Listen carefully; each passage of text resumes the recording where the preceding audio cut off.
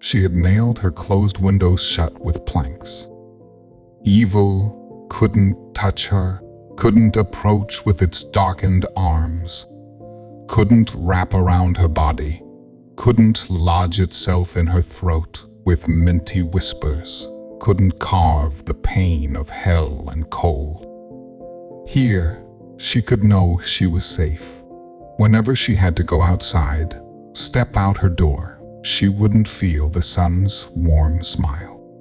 She would hear the devil's whispers, shudder, even on a summer day. She would pull her beret over her eyes, tighten her scarf. Her frozen joints were turning white, leaning toward death, but she would say inside, "No, I am full of life. It is evil that is dead." She entered her home, breathed a sigh of relief, turned, locked the door, turned the key 4 times, drew the bolt, dragged the heavy dresser to block the entrance, went to the kitchen, placed the bags on the table, began to undress. Her body was drenched in sweat. She could smell her own sour odor. Stepped into the bathroom, scrubbed herself for a long time. As the hot water relaxed her tense muscles, she thought, "These things I bought, I hope they last longer than the last ones." Evil whispered, caught her in her nightmares. "No, no," she murmured as she drifted into sleep, but the tar-scented hands of her dreams overpowered her. Made small adjustments, swapped one thing for another, added blood to the laughing baby's mouth, sharp claws to her mother's hands. Her hair was falling out. No, it was being plucked from her skin, strand by strand, with tweezers. She wanted to wake up, thrashed in her bed. Her breath smelled like fish. Her bed was a yellow, death-scented lake. She would die in her bed, her breaths growing shorter. There was no water here, and what she craved was no longer oxygen, but something else entirely. She turned back, locked her door, bolted it. "No matter what happens today, I can't go out," she whispered, panting as she pushed the dresser into place. The sky wasn't dark. The sun was high, the crowd below celebrating. Fireworks exploded, an ambulance siren wailed, a child whined because his candy had fallen to the ground. "No," she screamed, her veins bulging.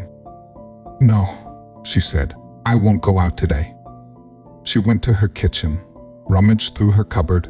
It was empty. Pulled out the trash she had piled in the storage room, dumped it all on her carpet. "All right, a few yellowed peas, they'll do." The evil was long, unbearable, darker than blood, with a jagged tongue. Stuck out its tongue, ran it over her limbs, the gloomy tongues of death brushing against her hair. Her hair now smelled yellow and burnt. It was extinguished, useless. The wind would touch it, but fail to understand. Evil had come, and evil would prevail.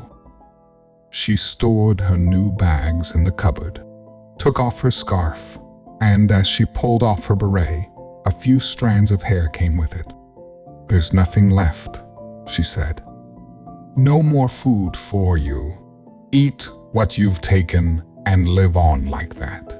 Her flushed face was further marked by her dirty nails, and dead skin clung to her hands.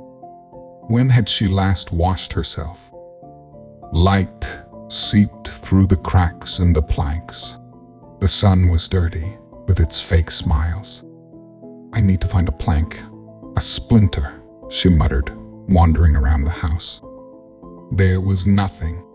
Her flesh was rotting, her loneliness, and her gray, death-like pallor. She wrapped herself in a sheet she found. This is good, she mumbled, her mouth dry and unyielding. "When they come to take me," she said, "evil will dry up and become unyielding. They'll to leave me alone, leave me in peace. There's no light here. This is good.